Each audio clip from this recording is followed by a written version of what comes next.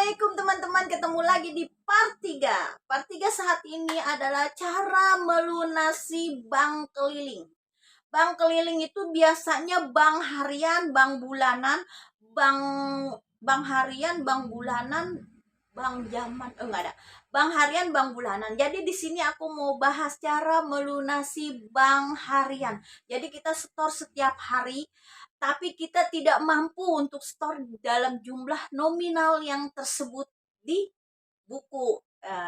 Oke teman-teman, jangan lupa sebelum aku lanjutkan subscribe channel Henny Pariani.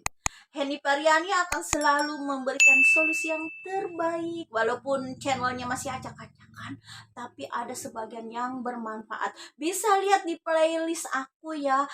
Itu ada judulnya apa ya?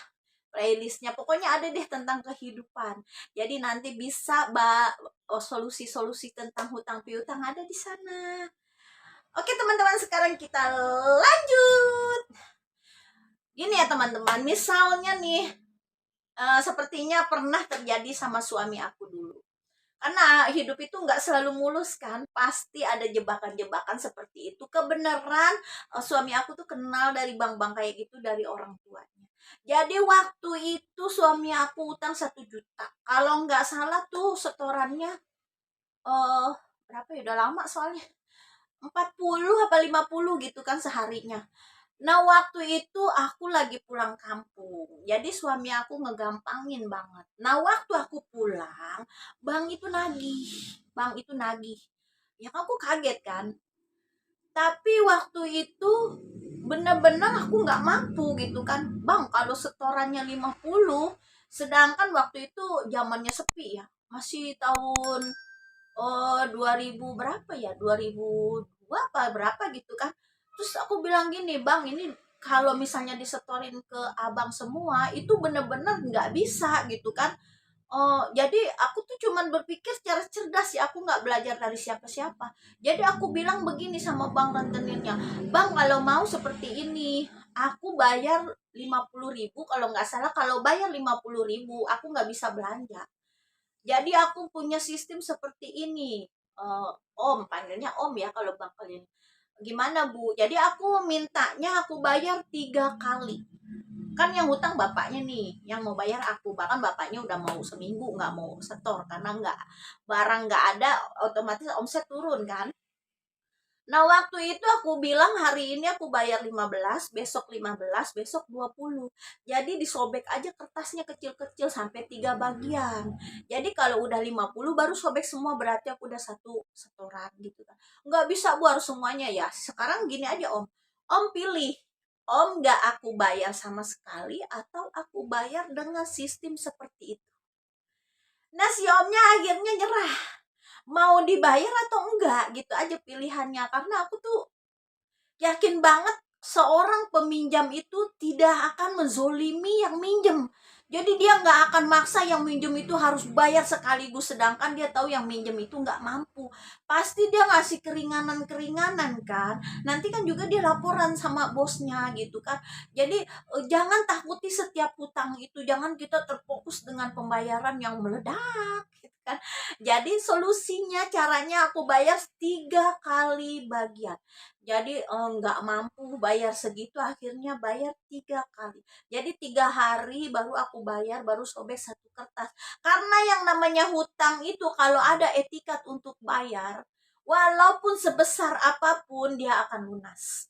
Mau hutangnya 1 miliar, mau 100 miliar, kalau ada etikat bayar, diiringi dengan usaha, pasti bisa bayar. Pasti kita bisa bayar.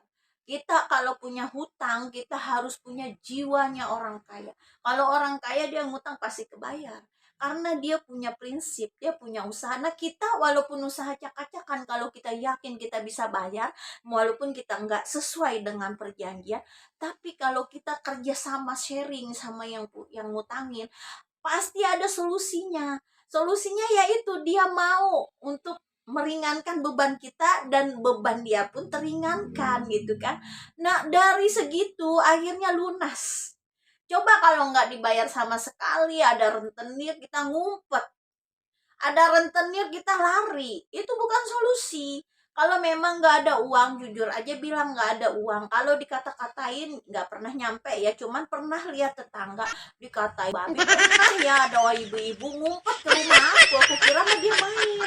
Nggak taunya pas ada yang bilang kali mainnya di rumah Bu Heni. Tiba-tiba dia datang, dia marah-marah. Om jangan marah-marah, ini rumah aku. Nggak peduli, ini kamu set gitu kan. Dia marah-marah gitu kan. Emang aku tanya setorannya berapa? 200.000 sehari. Waduh, minjem berapa? 2 juta. Aduh, itu pasti di luar batas kemampuan. Mungkin perkiraan dia dengan modal 2 juta usaha itu akan lancar gitu. Mungkin bisa bayar segitu, nyatanya tidak bisa.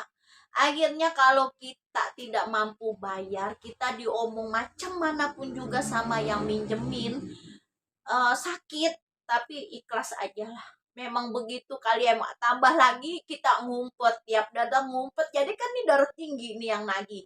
Wajar lah dia emosi ya. Gimana sih kita nagih utang sama orangnya tadinya ada tiba-tiba menghilang, wajar kan naik darah. Jadi kalau misalnya kita tidak mampu bayar, kita diomong apa aja diem aja.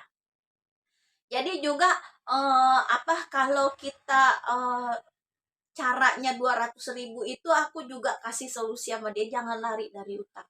Misalnya mampunya cuma 200.000 ya sistem tulis 200.000 kita cicil 10 hari baru sobek kertas satu. Dan dia pun menjalankan seperti yang aku ajarin, akhirnya dia lulus dan dia sangat terima kasih. Padahal mah ide itu nggak dari mana-mana, cuman aku cari solusinya bagaimana kita punya etikat untuk bayar, kita tidak mampu dan semampunya kita. Dan kalau semua hutang itu kita sharing, kita kerjasama, kita rundingkan bersama sama yang peminjam, insya Allah solusinya indah. Jadi kita tidak diberatkan dan yang minjem pun tidak diberatkan. Jadi apa-apa pun solusinya, jangan bayar hutang dengan hutang gitu kan. Jadi kita cari solusinya sesuai kemampuan kita gitu. Oke, begitulah cara bayar hutangnya ya. Kalau nggak mampu sekaligus kita sistem dengan 3 kali pembayaran atau 2 kali semampunya kita. Yang penting kita ada niat buat cicil bayar hutang. Oke teman-teman, terima kasih. Jangan lupa subscribe.